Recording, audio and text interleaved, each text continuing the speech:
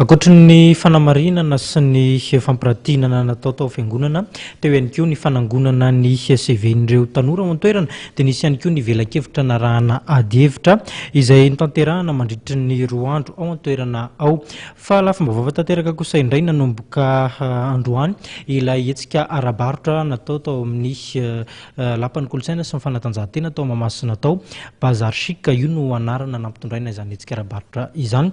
Fikambanana Fimafm kosa ny karakara azy. Tamin'ny andro voalohany ity dia nifanitsakitro ireo olona tonga teny an-toerana liana tamin'ny tolotry nomen'ny Orange Madagasikara. Entana isan-karazany ahitana fihenam-bidy 500 isan-jato farafahakeliny no hita eto amin'ny lapan'ny kolotsaina sy ny fanatanjahan-tena Mahamasina mandritry ny hetsika Bazar Chic izay nanomboka androany. Samy manana ny tolotra narosony ho an'ireo mpitsidika ireo mpandray anjara. Ho an'ireo izay mividy modem orange eto amin'ny lapan'ny kolotsaina sy ny fanatanjahan-tena Mahamasina ohatra dia mahazo fanomezana tablety iray maimaim-poana. Voafetra nefa izany no ny amaron'ireo olona izay liana tamin'ny ity tolotra ity dia somary nisy ny fifanjevona kely teny an-toerana ary nisy ny fandaminana manokana izay noentin'ireo mpikarakara.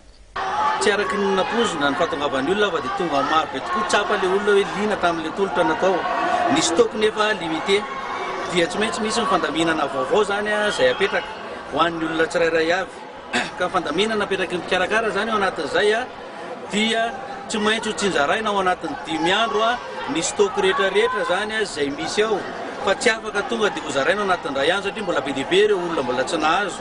Ka isan'andro moa zany zay dia hiezaka izarana izay andaniny stock journalier ao anatin'ilay izy ary marabatonga ny amin'ny lahady dia tsy maintsy isy foana zany no omena satria tsapanay fa betsaka tokoa ny olona zany liana tao anatin'ilay izy. Tsara fotsiny mampatsiafa ilay modem ny tena viditsika fa offert ilay tablette fa tsy ilay tablette akory no vidiana amin'ilay prix 245 000 francs.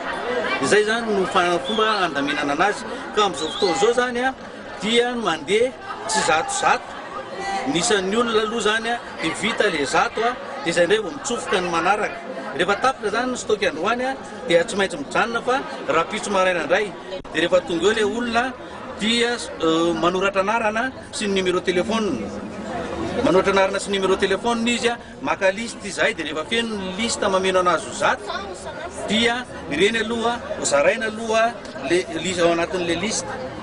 Fa ny condition averiko foana izay zany ny fipetranapetraka dia hoe tsy maintsy amin'ny alalan'ny Orange Money no hividianana ny ilay modem zany fa tsy azo vidiana espèce izy io.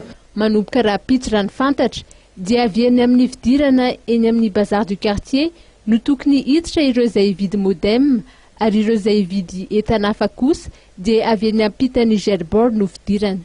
Raha ny voalazan'ireo mpikarakarain'ny hetsika dia tsy araka ny stock na tablette fa miezaka izy ireo ary fahafapo ny mpitsidika ka dia manao antsoavo izy ireo mba hisiany ny filaminana mbola hisy raha teo ny hetsika hafa izay ho karakaraina. Raha ny hetsika Bazar Chic no resahana dia hita eto avokoa ireo entana sy kojakoja samihafa ilaina amin'ny andavanandro. Tsy farana raha tsy amin'ny 15 volana meo avy izao ity hetsika ity.